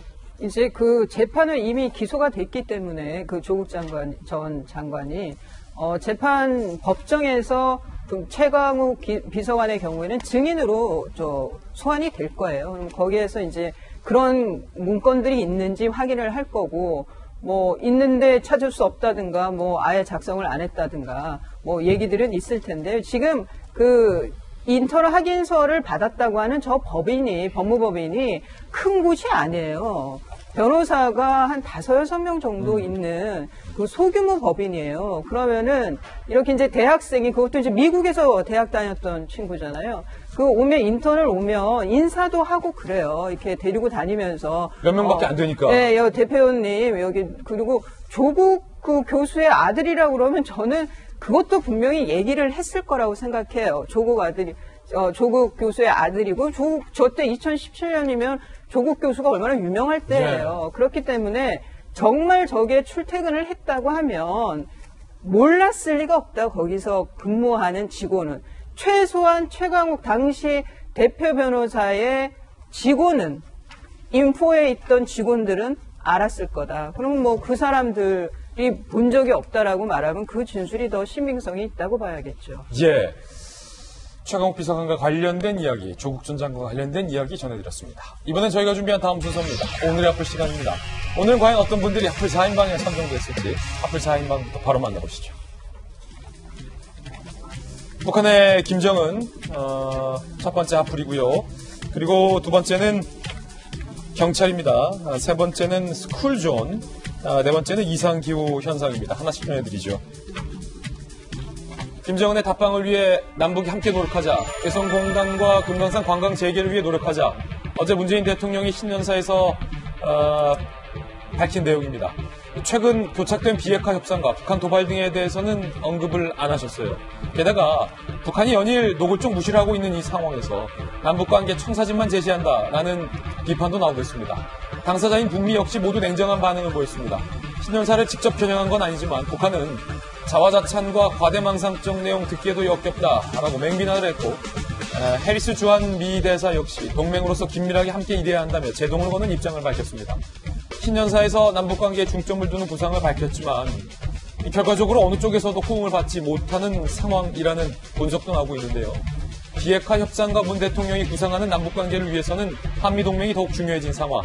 해리스 대사는 호르무즈 해협에 대한민국의 군을 파병하는 요청을 했습니다. 미국과 이란의 극한 대립으로 전운이 짙은 가운데 중동은 우리나라에게도 경제적으로 중요한 지역이라 결정이 쉽지만은 않은 상황. 주한 미 대사가 파병 의사를 공개적으로 밝힌 자체가 이례적 만큼 우리 정부의 고심은 더욱 짙어질 것으로 보이는 상황입니다. 자, 이 바로잡을 내용이 하나 있는데 앞서서 제가 신문 읽어주는 남자에서 이 문재인 대통령의 신년사 기사를 소개하면서 북한이 문재인 대통령에 대한 북한 매체 반응도 소개해드렸는데 북한 매체의 비난은 문 대통령의 신년사에 대한 직접적인 비난이 아니라 그동안 밝혀온 문 대통령의 평화 구상에 대해서 역겹다라는 반응을 보였다라는 사실을 바로잡겠습니다. 이렇게 얘기했습니다. 함께 보시죠. 북한은 근데 새 정초부터 꼭 이래야겠습니까? 이게 제가 북한에게 뭐라고 하려고 지금 이 내용을 말씀드리는 거예요. 우리 대통령한테 뭐라고 하는 게 아니라 정초부터 북한 이럴 거예요. 문재인 대통령이 얼마나 잘해줬어요, 솔직히 말해서. 맞아요. 그 평안까지 가서 그 김정은 면 세워주고 말이에요. 국제사회에서 북한적 문제의 골칫덩어리라는 북한 향해서 문재인 대통령이 얼마나 그동안 북한 편 들어줬습니까? 국제사회에 설득해줬어요. 그런 문 대통령을 향해서 정초부터 북한이 이럴 겁니까? 이렇게 얘기했어요. 북한 선점해체 메아리. 분명히 말씀드리지만 이거 문 대통령의 신년사에 대한 직접적인 언급은 아니지만 지금까지 밝혀왔던 문 대통령의 평화 구상에 대해서 거의 이렇게 재뿌린 거예요. 아전 인수격의 자화자찬과 과대망상적 내용으로 일관되어 있는 대북정책 광고 노름은 듣기에도 역겹기 그지없다. 와, 이런 표현을 하라고 해도 저는 못할 것 같아요. 어떻게 이렇게 악에 바친 이런 반응들을 냅니까? 우리 민족끼리 말 그대로 가소로운 넋두리 품수 없는 추태다. 남조선 당국은 아전 인수격의 궤변을 늘어놓을 것이 아니라 현실을 똑바로 보고 창피스러운 입방아를 그만 찍는 것이 좋을 것이다 라고 얘기를 했습니다. 이건 6일날 내놓은 거고요. 아까 역겹다는 건 어제 문 대통령이 신년사 한 어제 북한이 내놓은 반응입니다. 이게 굉장히 대한민국 국민으로서 화가 나는 대목이기도 한데 KBS 방송기자 때 또 외교안보 데스크까지 해주셨던 안용환 의원님께서도 아마 저와 같은 반응이시겠죠? 그러니까 북한의 막말은 국제적 상식에 어긋나는 이해가 되지 않죠. 무슨 트럼프한테 무슨 개망나니 늙은 추태 이거 아무리 적국이라도요. 이란이 미국에 그렇게 하지 않습니다. 팔레스타인에서 미국에 그렇게 하지 않습니다. 북한이란 정말 같은 민족으로서 똑같은 한글을 쓰는 우리말을 쓰는 우리 같은 입장에서 보다는 좀 창피합니다. 그런데 이제 북한의 저런 태도는 어제 오늘이 아니었기 때문에요. 정말 제가 봐도 북한 말투는 역겹기 그지없습니다. 그런데 문제는 저런 이야기를 대한민국 대통령이 왜 들어야 합니까? 그러니까요. 지금 저게 이야기를 한 것은 대통령의 해외 기고문인데 내용은 이번에 신전사와 거의 같습니다. 북한에 대한 유화 내용을 따지고 있는 것이죠. 그런데 대통령이 계속 말을 하는데 저는 문재인 대통령이 지금 1년 내내 이렇게 당해왔습니다. 그럼에도 불구하고 신년사에 또 이야기를 했어요. 저는 그래서 문재인 대통령의 이 북한에 대한 사랑은 정말 목적이 보이지 않는 무의미한 불같은 사랑입니다. 스토커 수준이에요. 북한은 지금 기본적으로 남한을 완전히 무시하고 있습니다.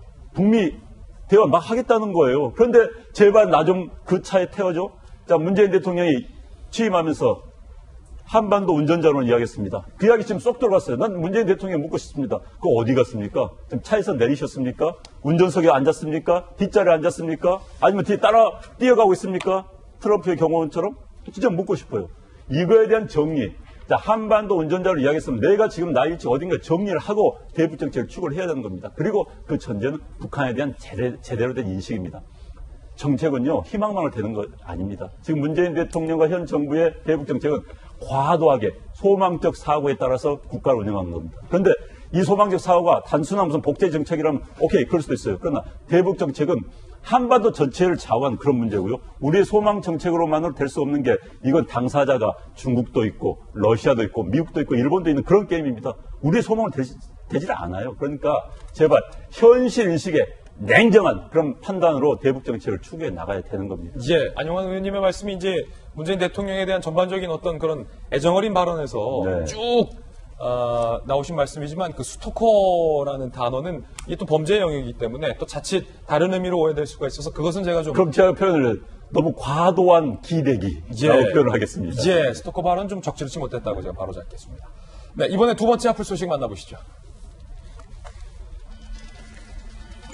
현지 경찰들이 잇따라 성범죄에 연루돼 충격을 주고 있습니다. 먼저 경남 통영의 여자 화장실에서 불법 촬영을 하다 달아난 20대 남성. 지난해 4월 신규 임용된 현지 경찰관 A씨였던 것으로 알려졌습니다. 경찰관 A는 술집에서 옆 테이블 여성 손님이 화장실을 가자 따라가서 옆칸에서 이 여성을 몰래 촬영한 혐의를 받고 있습니다. 당시 목격자와 경찰 관계자의 말을 저희들이 취재했습니다. 들어보시죠. 피해자가 나와서 이야기를 해서 신고를 했거든요. 같은 일행들이 했어요. 자주 오시는 분은 아니에요. 피해자가 화장실 들어가는 것을 보고 따라 들어가서 불법 촬영하다가 적발되어 CCTV 판독해서 몇 시간 만에 피해자를 검거하게 됐습니다. 이 경찰관 A씨는요, 술에 취해 호기심에 충동적으로 했다고 진술을 한 걸로 알려졌습니다. 경찰은 A씨를 직위 해제하는 한편 휴대전화를 압수해 또 다른 불법 촬영은 없는지 여죄를 수사하고 있습니다. 그런가 하면 현지 경찰관들이 한 사업가가 과거에 쓰던 휴대전화를 입수, 개인정보인 메시지를 확인한 것은 물론이고 성관계 동영상까지 유출한 정황이 드러난 논란입니다. 강원도 영월의 경찰관 2명이 한 여성이 사용하던 휴대전화 판매 업주에게 건네받아 1년 넘게 보관하면서 문자 메시지를 보기도 하고 심지어 성관계 동영상까지 외부에 유출시킨 것으로 드러났는데요. 이 같은 생각은 경찰관들이 자신의 사적인 정보를 너무 많이 알자 이를 의심한 여성이 자체 조사를 시작함이 드러나게 됐습니다. 지난 2018년 이 여성이 한 휴대전화 대리점에서 기존 휴대전화를 새 것으로 교체했는데 점주가 이를 경찰관들에게 넘긴 겁니다. 검찰은 두 경찰관이 평소 사이가 좋지 않았던 사업가 여성의 약점을 잡기 위해 이 같은 행동을 한 것으로 보고 경찰관들과 대리점주에게 구속영장을 청구했습니다. 허은하 소장님, 특히 그 두 번째 2명의 경찰관, 여성 사업가와 아무리 사이가 안 좋더라도 어떻게 휴대전화 판매자를 통해서 그 여성의 휴대전화를 1년 넘게 자기들이 보관하면서 그 은밀한 어떤 사적인 동영상까지 유출을 합니까? 이게 민중의 지팡이가 할 짓입니까? 너무 두렵고 무섭습니다. 예. 어떻게 경찰 넘어져 이렇게 얘기를 하고 싶은데 사실 저희는 검찰이나 뭐 윗분들은 잘 모르지만 저희와 가장 가까운 사람들이 경찰들입니다. 우리 힘들 때, 무서운 길 걸어갈 때, 억울한 일 있을 때 제일 먼저 찾아가는 게 사실은 경찰들이잖아요. 그럼요. 저 좀 도와주세요. 무서워요. 라고 얘기하는 곳이 그곳인데 여러분이 그렇게 하고 있으면 저희는 도대체 누굴 믿어야 되는 겁니까? 이번에 문제됐던 세 분에 대해서는, 세 명에 대해서는 확실하게 벌 주시고, 진짜 꿈도 못 꾸게, 저런 일 하는 거 정말 꿈도 못 꾸게 만들어 주셔야 저희가 경찰 믿고 저희가 거리를 걸어 다닐 수 있을 것 같습니다. 제발 부탁드립니다. 예. 무섭습니다. 사실은 그래서 일각에서는 우스갯소리로요. 아니, 이 휴대전화를 바꿀 때는 김弁박사님. 네. 이 중고값 얼마 받으려고 휴대전화 판매에게 넘기지 말고 이거를 전자레인지에 돌려서 땅에 묻던가 뭐 어디 간바닥에 던져야 되던가 심지어 세간에서는 이런 우스갯소리까지 나오고 있어요. 네, 내가 포맷을 했다 하더라도 이 휴대전화를 누군가에 판매했을 때 이게 어디로 돌아가서 나의 사적인 개인정보가 그대로 드러나진 않을까라고 하는 두려움, 위기감을 갖고 있는 분들이 있을 겁니다. 저도 휴대폰을 판매하게 되면은 한 보통 3년 정도 쓰게 되면 휴대폰을 자연스럽게 바꿀 수밖에 없는데 저희 집에 가면 휴대폰이 이렇게 쌓여 있거든요. 그러니까 이거를 어떻게 누군가한테 판매한다는 것 자체에 대해서 서로가 서로를 믿지 못하는 사회가 돼버린 게 너무나 안타깝다는 생각이 들고요. 지금 현재 이 개인정보 문제도 얘기했습니다만은 저는 이 앞에 있었던 경찰관의 사건, 여자 화장실, 특히나 이 불법 촬영을 통해서 여성들이 있게 되는 이 심리적 고통의 수준이라는 것은 이를 말할 수가 없는 상태까지 치달았고, 여기 대해서 이 뿌리를 뽑겠다라고 문재인 정부에서도 수차례 얘기하지 않았습니까? 근데 문재인 정부의 민중의 지팡이가 나서갖고서는 휴대폰으로 화장실에 여성을 촬영하고 있었다. 이거 촬영으로 끝나는 것이 아니라 유포되는 순간 걷잡을 수 없는 수준에서 막을 수가 없게 되는 일일 수도 있는데요. 일단 한 가지 꼭 좀 다시 한번 이 정부에 제안드리고 거듭 말하고 싶은 건요. 다중이용시설에서 아직도 여전히 남녀가 같이 쓰는 화장실들이 계속 존재하는 건 아닙니까? 그러니까 이런 공간에서 일어나게 됐던 범죄 혐의들이 숱하게 이루어지고 있는데도 이 문제를 바로잡지 못하고 있는 현실들이 있기 때문에 안타깝다. 1개, 2개, 3개부터 가장 낮은 단계에서 어떻게 여성들의 안전을 보호할 수 있을 것인지 면밀하게 올해 새해 계획들을 좀 세워줬으면 좋겠습니다. 예. 네, 이번엔 세 번째, 네 번째 하풀 소식 연달아 전해드립니다. 앞으로 스쿨존에서 운전을 하실 때는 천천히 조심도 조심하셔야겠습니다. 정부가 어제 민식이법의 후속 조치로 스쿨존 속도 제한을 시속 40에서 30km로 낮추는 강화 대책을 확정 발표한 겁니다. 찬성합니다, 저도. 도로폭이 좁아 별도의 보행 공간이 없는 곳에서, 그래서 막 사람하고 차량 섞여 다니는 데 있잖아요. 학교 앞에 좁은데 거기는 제한 속도 20km 이하까지 낮춰야 합니다. 등하교 시간대에 차량 통행을 제한하고 어린이 전용 정차 구역인 드롭존도 만들어질 예정입니다. 스쿨존 내에 주정차 위반 차량에 대한 범칙금 과태료는 현행 8만 원에서 12만 원으로 오릅니다. 정부는 오는 2022년까지 스쿨존 내 어린이 사망자를 제로로 만들겠다고 밝혔는데 어린아이들이 특히 갑자기 튀어나오는 경우가 많은 만큼 스쿨존에서의 주정차 예방과 서행 등 각별한 주의가 더욱 필요해 보이는데요.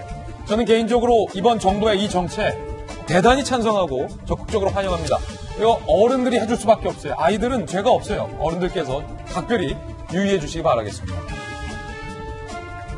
이례적으로 덜 추운 올 겨울 날씨에 이 전국 곳곳에서 예상치 못한 상황이 벌어지고 있습니다. 이상하게 올해는 눈 구경도 제대로 못 해본 것 같은데 어제 제주도가 심지어 낮 기온이 23.6도까지 올랐어요. 반팔 입고 다녀야 돼요, 이 정도면. 제주 곳곳에 매와 철쭉까지 지금 피어나고 있다고 합니다. 왜 이런 현상이 벌어지는고? 차가운 공기를 몰고 내려오는 시베리아 고기압이 약해지고 해수면 온도가 상승하면서 고기압의 영향이 강해졌기 때문이라는데요. 그런가 하면 바짝 추워야 제격인 강원도의 겨울 축제들 역시 직격탄을 맞았다고 해요. 대표 겨울 축제인 평창 송어 축제도 전날 밤부터 내린 비 때문에 축제 운영을 잠정 중단하는가 하면 화천 산천어 축제, 대관령 눈꽃 축제 등등 영하의 추위, 하얀 눈, 꽁꽁한 얼음과 함께하는 이 강원도 겨울 축제들의 그야말로 초비상이 걸린 겁니다. 지역 경제에도 적지 않은 영향을 미칠 텐데 전국에 눈비가 그치고 나면 다시 평년의 겨울 추위가 찾아온다고 하니까 모쪼록 더 이상의 지장 없이 겨울 축제들이 무사히 치러지길 바라겠습니다. 이상기후 정말 걱정입니다. 저희는 60초 광고 후에 다시 돌아오겠습니다. 잠시 후 뵙죠. 네, 수요일 아침 저희가 준비한 소식 모두 다 전해드렸습니다. 저희 김진애의 돌직구쇼 유튜브 채널이 별도로 독립을 했습니다. 이게 아직 초반이라 좀 찾기가 어려우신 분들도 있는데 유튜브 검색창에 이거 다 쓰셔야 돼요. 채널 영어로 A 김진애 돌직구쇼 입력하시고 조금 이렇게 한층 내려야 됩니다. 내리다 보면 동그랗게 김진애 돌직구쇼 제 얼굴이 이렇게 뜨는데 그거 누르셔서 구독하고 좋아요 버튼 꼭 눌러주시면 감사하겠습니다. 여러분이 좀 많이 도와주셔야 저희들도 더욱더 이제 차별화된 컨텐츠로 여러분들에게 보답드릴 방안도 논의 중에 있으니까 꼭 구독 눌러주시길 부탁드립니다. 오늘 하루는 분명 어제보다 나을 겁니다. 좋은 하루 되십시오. 고맙습니다.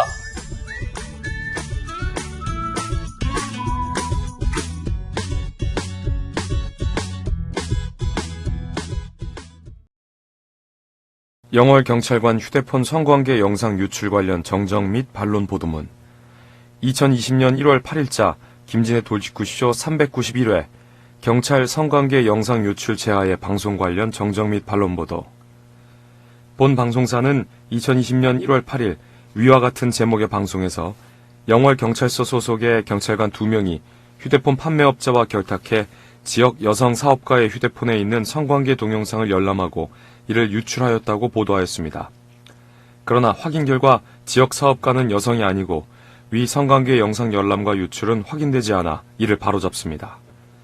또한 해당 경찰관들은 해당 사업자와 지역 공무원 간 유착이 있다는 의혹을 밝히기 위해 범죄 정보를 수집하려는 목적에서 휴대폰을 입수하였을 뿐 해당 사업자와 개인적인 갈등 관계가 있다거나 약점을 잡기 위함은 아니었다고 알려왔습니다. 해당 경찰관들에 대한 구속영장 청구는 기각되었고 개인정보보호법 위반 혐의에 대해 1심에서 무죄가 선고되어 항소심이 진행 중인 것으로 알려왔습니다.